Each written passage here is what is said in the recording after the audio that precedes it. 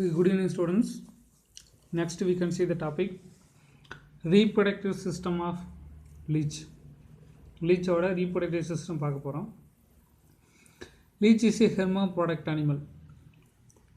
What is meant by hermaphrodite? Hermaphrodite means both male and female reproductive organ present in the same animal is called as hermaphrodite. Male reproductive organ, female reproductive organ ஒரே அனிமலில் இருந்தால் அதுக்கு பேர் ஹெர்மாப்ரோடக்ட். வளையத்தை நம்ம 9th படிச்சிருக்கோம். Because of both male and female reproductive organ present in the same animal. ஒரே அனிமலில் male reproductive சிஸ்டமும் ஃபீமேல் ரீப்ரொடக்டிவ் சிஸ்டமும் இருந்தால் அதுக்கு பேர் hermaphrodite. Okay, next male reproductive சிஸ்டத்தை பற்றி பார்க்கலாம்.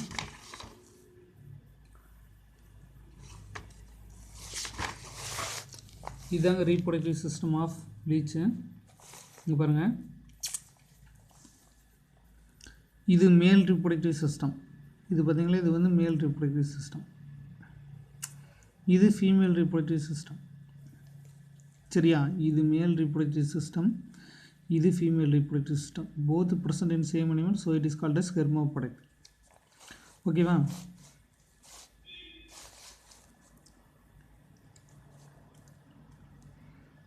இதுதாங்க டெஸ்டிஸு, இதுதான் டெஸ்டிஸ்.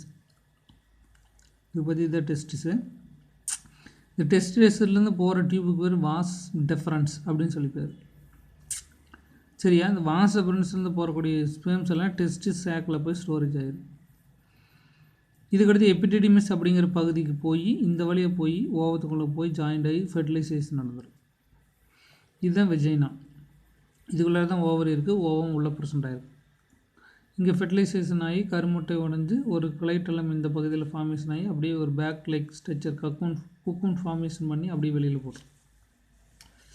சரி, இந்த மாதிரி தான் ஃபெர்டிலைசேஷன் நடக்கும். பாருங்கள், இது ரைட்டிங்கில் பார்க்கலாம். Male reproduction, there are 11 pairs of testis. 11 ஜோடி டெஸ்டிஸ் ப்ரெசென்ட் ஆகும். 1 pair each segment is 12 to 22 segments. 12வது செக்மெண்ட்லேருந்து 22வது செக்மெண்ட் வரைக்கும் மொத்தம் 11 ஜோடி டெஸ்டிஸ் இருக்குது. They're in the form of spherical sacs, வட்ட வடிவத்தில் சின்ன பை மாதிரி அது இருக்குது. Sacs called testis sacs. From each testis arises a short duct is called vas efferens. டெஸ்டிஸ்லேருந்து ஒரு சின்ன டியூப் வெளியில் வருது, அதுக்கு ஒரு வாஸ் எஃப்ரன்ஸ் அப்படின்னு சொல்லி போயிடுது. Which join the was difference, இது நேராக வாஸ் டிஃப்ரென்ஸில் போய் ஜாயின் ஆயிடுது. The was difference become convoluted அப்படின்னா வளைஞ்சு வளைவாக போய் ஃபார்ம் எபிடிடிமிஸ். இது வளைஞ்சு எபிடிடிமிஸ் அல்லது ஸ்பெர்ம் வெசிக்கிளில் போய் ஜாயிண்ட் ஆகுது. இது வந்து ஸ்பெர்மை ஸ்டோரேஜ் பண்ணுது, ஸ்பெர்மட்டோஜோவாக மாற்றி. The epididymis leads with short duct called ejaculatory duct. எபிடிடிமிஸ்லேருந்து வெளியில் வரக்கூடிய டக்ட்டுக்கு பேர் எஜாக்குலேட்டரி டக்ட் அப்படின்னு சொல்லி பேர். இது வழியாக தான் ஸ்பெர்மை எஜெக்ட் ஆகுது. The ejaculatory duct on the both side join to form genital atrium. Two vas deferens join to genital arterium. The arterium consists of two regions, coiled prostate glands and perineal sac consists of penis and open into the male genital fold. மேல் வந்து penis அப்படிங்கிற பகுதியில் வந்து sperm open ஆகும். அந்த இடத்துல 2 gland இருக்குது, ஒன்று ப்ரோஸ்டேட் கிளாண்டு, இன்னொன்று பீனியல் சாக் அப்படிங்கிற 2 கிளாண்ட் இருக்குது. இப்படி தான் ஸ்பெர்ம்ஸ் வெளியில் போகும். Next female reproductive system. It consist of ovaries. இதில் மெயினான part ovary.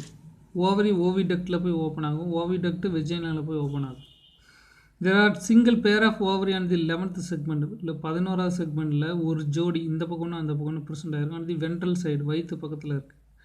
Each ovary is a coiled ribbon shaped structure. ஒவ்வொன்றும் ரிப்பன் மாதிரி வளைஞ்சு இருக்குது. The ova are butted off from the ovary. ஓவரிலிருந்து சின்ன மொட்டு மாதிரி வந்து ஓவா அப்படிங்கிற கருமுட்டை வெளியில் வருது. To form each ovary turns in short oviduct. ஓவரிலேருந்து வெளியில் வர டக்டுக்கு பேர் oviduct. The oviduct of the 2 sides join together to form common oviduct. 2 பக்கம் இருந்து வரக்கூடிய ஓவிடக்ட் 2 ஜாயிண்ட் ஆகி காமன் ஓவிடக்டாக மாறுது. The common oviduct opens into a pears. எப்படி பியர்னா என்ன? பேரிக்கா வடிவத்தில் ஒரு வெஜைனா ப்ரெசென்ட் ஆகிருக்கு. which is lies and mid-ventrally on the posterior part of 11th segment. நடுவில் வயிற்றோட நடுப்பகுதியில் பின்னாடி பகுதியில் 11வது செக்மெண்ட்டில் இந்த வெஜைனா ப்ரெசென்ட் ஆகிருக்கு. இப்போ மேல் ரீப்ரொடக்டிவ் சிஸ்டத்துலேருந்து ஸ்பேம் வருது, ஃபீமேல் ரீப்ரொடக்டிவ் சிஸ்டத்துலேருந்து ஓவா வருது, ரெண்டு ஜாயிண்ட் ஆகி ஜைகோட் ஃபார்மேஷன் ஆகிடுது.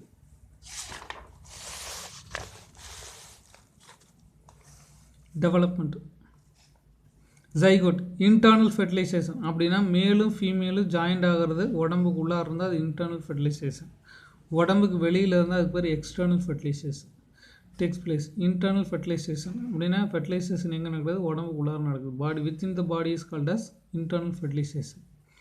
This is followed by cocoon formation. Fertilization நடந்து முடிஞ்சு ஒரு பேக் லைக் ஸ்ட்ரக்சர் ஃபார்மேஷன் ஆகும், அதுக்கு பேர் குக்கூன். இதுக்குள்ளார எக்கெல்லாம் அடுக்கி வைக்கப்பட்டிருக்கு. Cocoon is called as egg case, முட்டை பெட்டி அப்படின்னு சொல்லி பேர் குக்கூனுக்கு. Which is formed around the 9th 10th 11th segments. 9, 10, 11வது செக்மெண்ட்டில் இது உற்பத்தி ஆகும். ஏன்னா கிளைட் எல்லாம் 9, 10, 11 தான் உற்பத்தி ஆகும், அதனால் அது அங்கே தான் இருக்குது. டெவலப்மெண்ட் இஸ் டைரக்ட், நேரடியாக இருக்கும். சரியா, அதனோட குழந்தை அதே மாதிரியே இருந்தால் அது டைரக்ட், வேறு மாதிரி இருந்தால் அது இன்டைரக்ட்.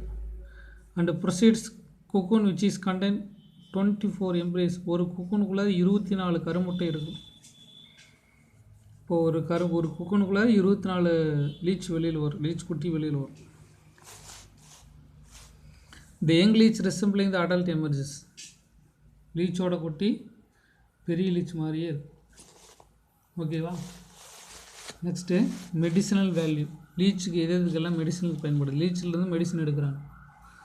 நம்ம ஏற்கனவே சொன்ன லீச்சோட சலைவால ஹிருடின் இருக்குது, அது வந்து ரத்தம் உறையாமல் படுக்குன்னு சொன்னால் அது ஹார்ட் அட்டாக் பேஷண்ட்டு மருந்து தயாரிக்கிறதுக்கு ப்ரெஷருக்கு மாத்திரையெல்லாம் லீச்சோட சலைவாலேருந்து எடுக்கிறாங்க. சரிங்களா. Leech are effective increasing blood circulation and break up the blood clots. உடம்புக்குள்ளார ஏதாவது ரத்த கட்டி இருந்ததுன்னா அதை உடைக்கிறதுக்கு காரணமான ஹிருடின் லீச்சோட சலைவாக்குள்ளே இருக்குது, அதிலேருந்து எடுத்துக்கலாம். It's surprising then can be use treat the cardiovascular disease. இதையும் சம்மந்தப்பட்ட நோய்களுக்கு தேவையான மருந்துகள் லீச்சிலேருந்து எடுத்துக்கலாம். சரி சரி. Biochemical substance derived from the leech saliva are used in preparation of pharmaceutical drugs can be treated in hypertension. ரத்த அழுத்தத்துக்கு தேவையான மருந்து மாத்திரைகள் எல்லாம் இதிலிருந்து தான் உற்பத்தி ஆகுது.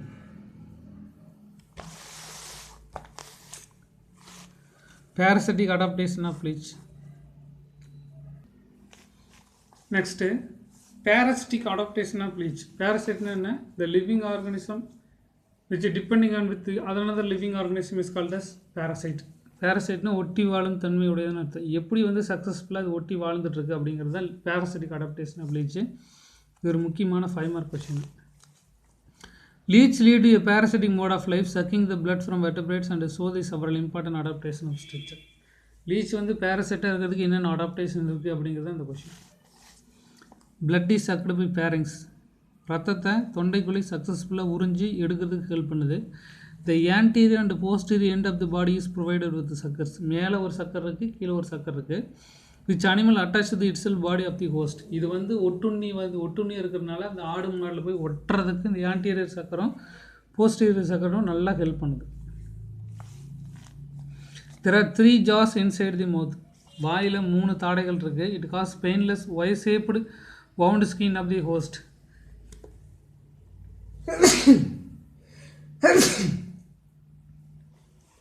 இந்த தாடை வந்து இந்த லீச்சில் போய் இந்த லீச் வந்து தாடை யூஸ் பண்ணி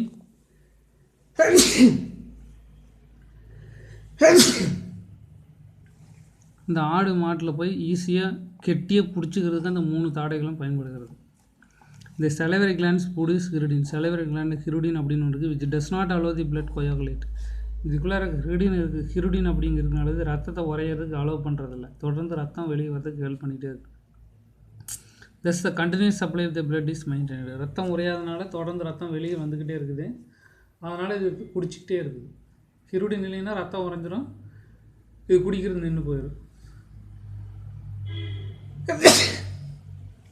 இந்த ஹிருடின் இருக்கிறதுனால ரத்தம் உரையிறதில்ல, தொடர்ந்து ரத்தம் வெளியே வந்துகிட்டே இருக்குது, குடிச்சிட்டே இருக்குது.